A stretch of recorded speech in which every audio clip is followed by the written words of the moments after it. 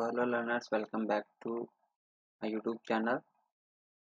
तो हमारे जो प्रैक्टिस सेशन है वो 17 हो गए थे। आज हमारा 18वां जो प्रैक्टिस सेशन है उसकी हम प्रैक्टिस करने वाले हैं।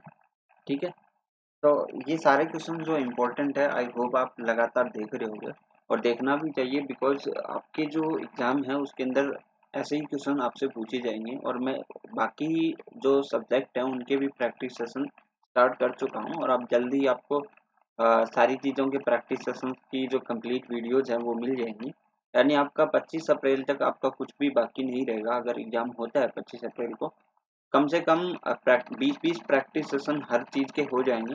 तो आपके पास काफ़ी सारे क्वेश्चन हो जाएंगे 600। और फिर बाद में हम डिस्क्रिप्टिव टाइप में रहेंगे, क्योंकि मान लो कि अगर लास्ट में आपको कभी जाना पड़ा कि एग्ज़ाम देने जा रहे हो, तो आप सिर्फ वीडियोज़ को देखते देखते जा सकते हो। कहीं भी ट्रैवल करते जाओगे तो बस 2 दिन में सिर्फ मैं आपको ये क्वेश्चन ही रिपीट करने हैं। चलिए स्टार्ट करते हैं हमारी आज की क्लास को बिना देरी किए। तो पहला क्वेश्चन है, छात्र क्रिया द्वारा सरलता से सीखते हैं क्योंकि छात्र क्रिया स्वयं करते हैं। क्रिया रुचिकर होती है, क्रिया रचनात्मक होती है, क्रिया में शारीरिक श्रम होता है। तो क्रिया क्या है, वो स्वयं कर सकते हैं। क्या कर सकते हैं? स्वयं करते हैं, इसलिए क्या करते हैं, छात्र क्रिया स्वयं कर सकते हैं। क्वेश्चन नंबर 2 देखिए, पर्यावरण शिक्षा का प्रयोगशालाओं में पाठ्यक्रम का अंग बनाना उपयुक्त है क्योंकि क्योंकि क्यों उपयुक्त है? पर्यावरण से बचना मुश्किल है, पर्यावरण जीवन का महत्वपूर्ण अंग है, इससे पर्यावरण प्रदूषण पर प्रभाव पड़ेगा, से शिक्षकों का रोजगार मिलेगा। तो पर्यावरण शिक्षा का प्रयोगशाला में पाठ्यक्रम का अंग बनाने से उपयुक्त है। क्या हो सकता है इसका रीजन, वो आपको बताना था। तो पर्यावरण क्या है, जीवन का महत्वपूर्ण अंग है। जैसे जैसे पर्यावरण प्रदूषण बढ़ता जाएगा, आपने देखा होगा रोगों की गति भी बढ़ गई है। जैसे कैंसर जैसे रोग है प्राय होते जा रहे हैं, तो ये पर्यावरण प्रदूषण के ही देन है।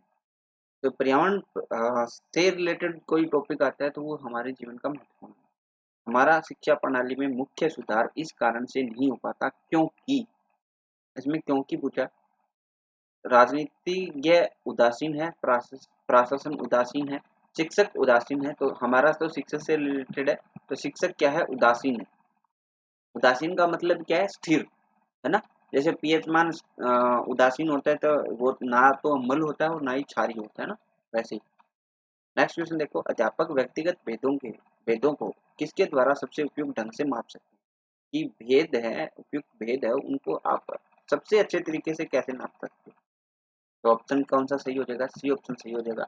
विद्यालय में परीक्षाओं के परिणाम देखने पर, विद्यालय में परीक्षाओं के परिणाम देखकर आप पता लगा सकते हो। सॉरी, परीक्षा परिणाम देखने पे तो हमें पता ही नहीं लगेगा, क्योंकि परीक्षा से हमें उनके भेदों का पता नहीं चल सकता। निम्नलिखित के भी नहीं पता चल सकेगा। फिर वाद वाद वाद विवाद में नहीं, मनोवैज्ञानिक परीक्षण करना पड़ेगा, मनोवैज्ञानिक परीक्षण करना पड़ेगा। अच्छा, ये क्वेश्चन जो आपको देते हैं 30 क्वेश्चन, ये किस लिए देते हैं कि आपका मनोविज्ञान कैसा है, वैसे उसी के लिए आपका जो माइंड है वो कैसे सोचता है उसी के ऊपर है। देखा आपने, हर क्वेश्चन सोचने पे ही डिपेंड है। जैसे कुछ कुछ चीजें हैं जो परिभाषा हो गई, वर्ड हो गई, वो डायरेक्टली पूछता है, बाकी सभी चीजें आपके सोचने पे ही है। मनोविज्ञान मन का विज्ञान, मानव का विज्ञान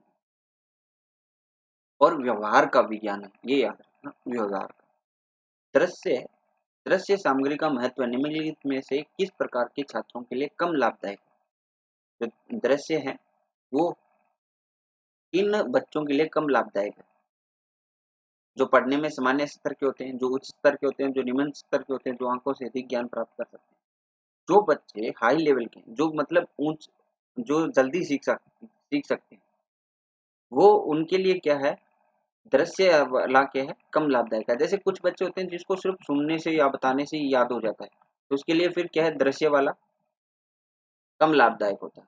ठीक है, निम्नलिखित में से कौन सी दृश्य श्रव्य सामग्री अधिक लाभप्रद होती है?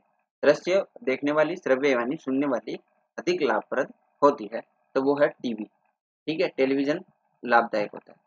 यदि प्रत्येक घंटे के पश्चात कुछ समय शिक्षण न किया जाए तो उससे क्या लाभ होगा? उससे क्या लाभ होगा?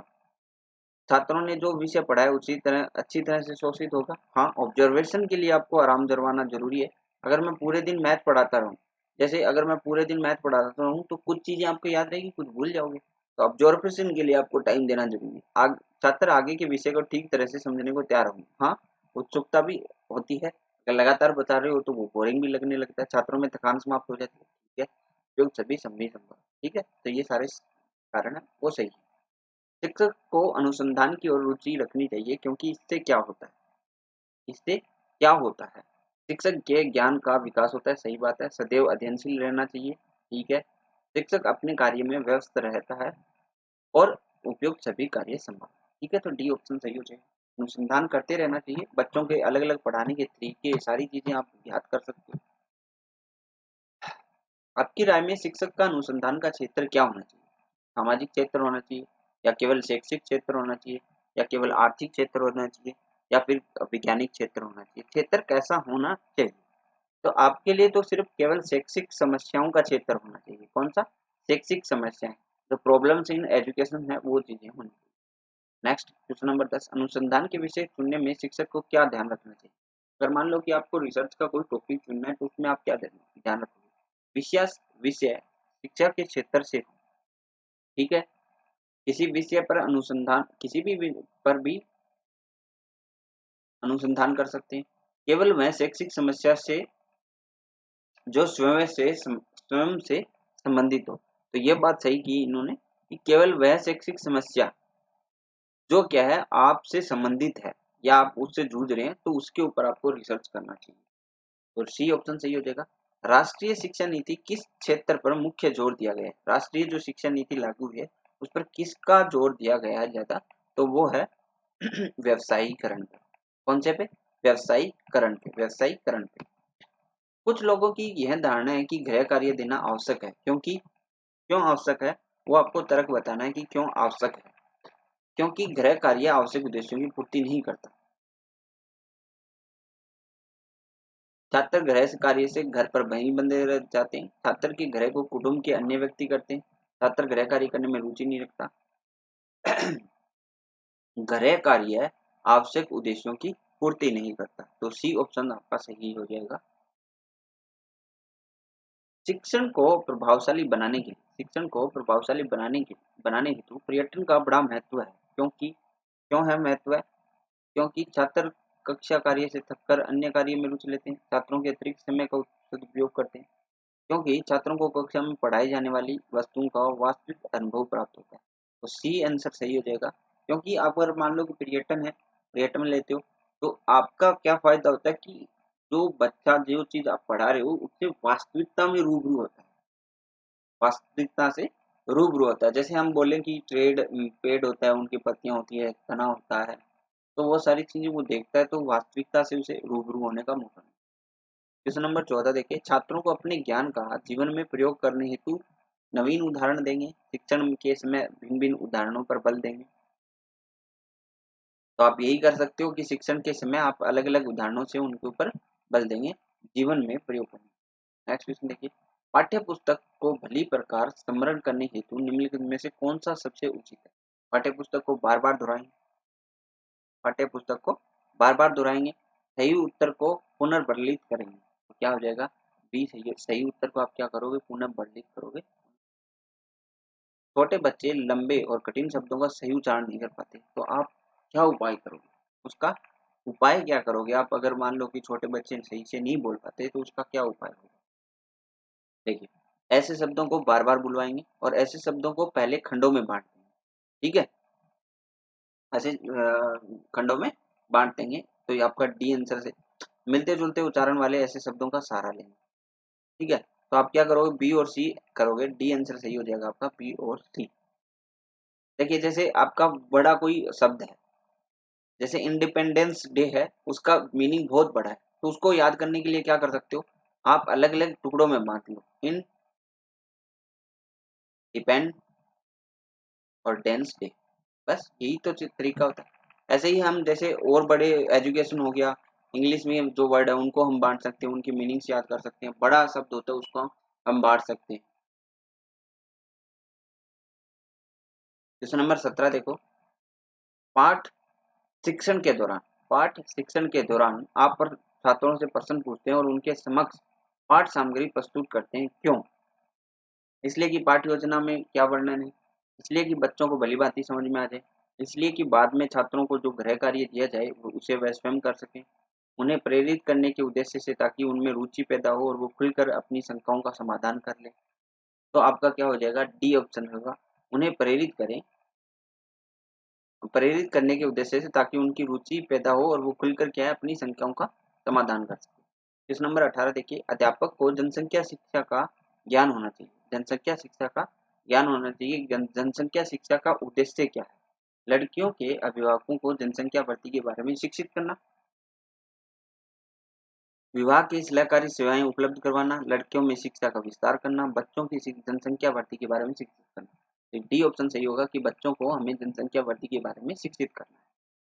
क्वेश्चन 19 देखिए, अनौपचारिक शिक्षा को प्रभावी बनाने के लिए आप निम्न में से किसका अधिक सुझाव देते हैं? अनौपचारिक जो शिक्षा है उसको प्रभावी बनाने के लिए आप किसका पक्ष लेंगे, ये आपसे पूछा गया है। अनौपचारिक शिक्षा के पाठ्यक्रम को ग्रहण करना, विभिन्नीकृत पाठ्यक्रम का उपयोग करना,